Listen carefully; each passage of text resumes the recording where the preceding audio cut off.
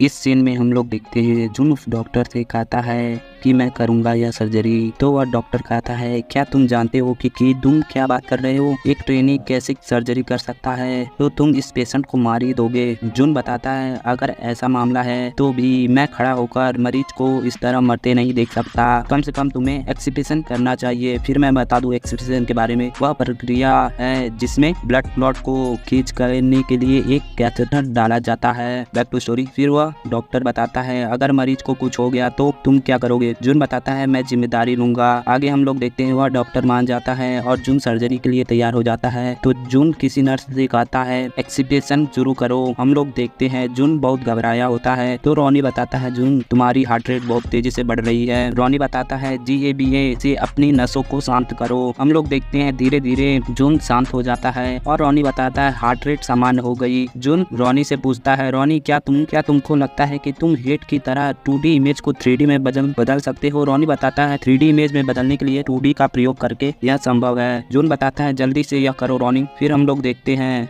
जुन के सामने उसके पेशेंट की 3D इमेज आने लगती है और उसे सब कुछ दिखने लगता है सर्जरी के बारे में। फिर रॉनी बताता CT स्कैन से पता चला है कि ब्लड क्लॉट अंदर कहाँ पर है। हम लोग देखते हैं जुन सर्जरी करने के लगता है और उसके पास का डॉक्टर देखकर थोड़ा चिंतित और हैरान हो जाता है। हम लोग देखते हैं रॉनी बताता है जुन को टारगेट तक पहुंच गए, ब्लड निकालने के लिए कृपया सिरिंज को कैथेटर से जोड़ें। फिर जुन नर्स से सिरिंज मांगता है और सिरिंज को लेकर लगाकर ब्लड क्लॉट को खींचने लगता है। रॉनी बताता है परिणाम की गणना CT स्कैन के आधार पर की गई है जिसमें सफल होने का दर 51% है। फिर पीछे वह डॉक्टर अपने मन में सोचता है यदि सफल हो तो खून बाहर आना चाहिए, लेकिन फिर कुछ भी बाहर नहीं निकलता। आखिरकार यह विफल हो गया। तभी हम लोग देखते हैं उस कैथेटर में ब्लड बाहर आने लगता है, ब्लड क्लॉट, और पास ही का डॉक्टर कहता है खून बाहर आने लगा है। डॉक्टर जुन ने कर दिखाया। उनमें से कोई डॉक्टर कहता है तुमने इसे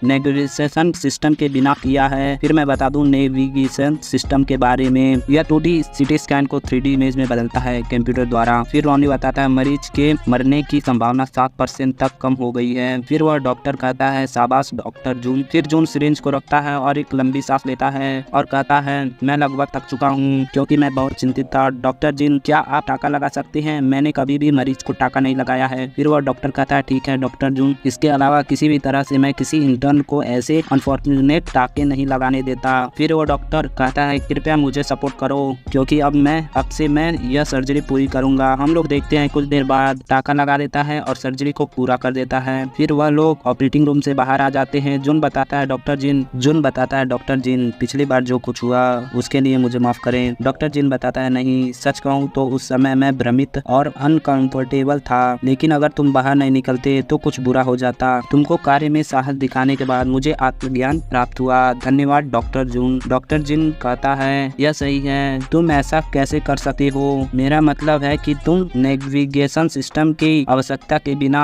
सटीक जगह कैसे ढूंढ ली जहाँ पर ब्लड क्लॉट थी। जुन बताता है सिम हेड ऑफ डिपार्टमेंट ने कहा था कि उन्होंने 2D CT इमेज को 3D में बदलने का प्रैक्टिस किया है, इसीलिए मैंने कुछ दिनों तक इसका प्रैक्टिस किया। डॉक्टर जिन बताता है तुम इसी तरह प्रैक्टिस करते हो। मुझे अभी एहसास हुआ कि मैं मशीन पर बहुत अधिक भरोसा करता हूँ। जुन बताता है मेरा यह मतलब नहीं था। डॉक्टर जिन बताता है कोई बात नहीं, इससे कोई फर्क नहीं पड़ता कि तुमने यह कैसे किया, लेकिन यह सच है कि मैं उस समय बहुत एम्बैरेस था। आज जो हुआ उसे बोलने के लिए मुझे समय चाहिए, फिर मुझे और अधिक मेहनत करनी होगी, है ना। डॉक्टर जिन बताता है यदि आज जो हुआ उसका तुम पर बुरा प्रभाव पड़ा है तो तुम उसके बारे में मत सोचना, यह मेरी गलती थी। फिर वहाँ से सीन चेंज होता है। हम लोग देखते हैं जुन जिस पेशेंट की सर्जरी किया था उसे देखकर अपने मन में सोचता है मैं जानता हूँ कि यह तुम्हारे लिए बहुत कठिन है, लेकिन कृपया जल्दी उठना, तुमको अपने परिवार के पास वापस जाना होगा।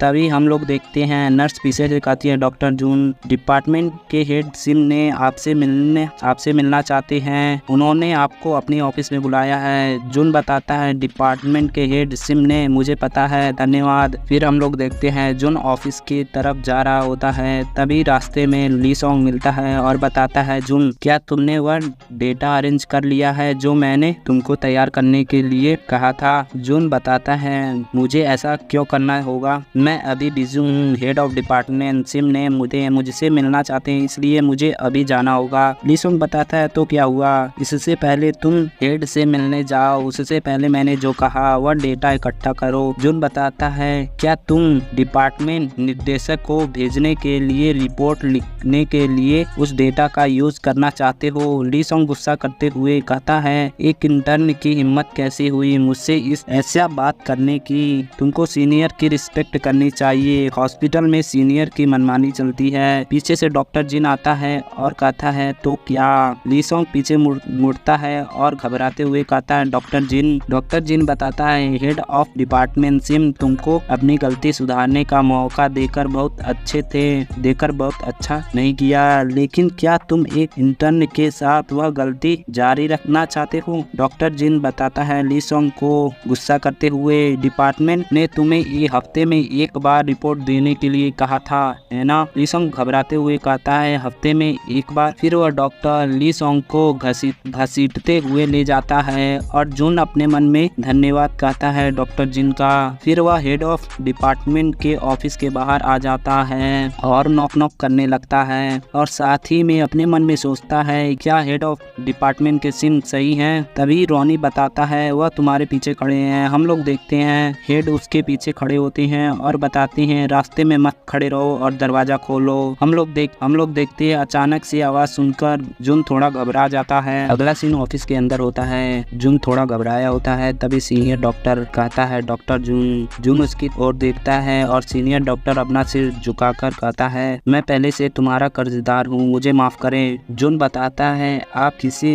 भी तरह इमरजेंसी सर्जरी को नहीं रोक सकते, यह आपकी गलती नहीं थी। Head of department senior doctor बताता है यह कहते हुए कि मैं अपनी गलती को नहीं मिटा सकता, यह सोचना मेरी गलती है कि मैं अब पहले की तरह स्वस्थ हूँ, लेकिन यह कहने के लिए धन्यवाद। सीनियर डॉक्टर बताता है हॉस्पिटल की स्थापना के बाद तुम शायद पहले इंटर्न होगे जो दोबारा सर्जिकल असिस्टेंट नौकरी कर सकते हो। इसके बारे में सुनकर दूसरे डॉक्टर भी चौंक गए। जून अपने मन में सोचता है अगर मेरे जैसा कोई इंटर्न इस तरह के जोखिम उठाता है तो देर सवेर मैं हर किसी के नजरों में शामिल हो जाऊंगा।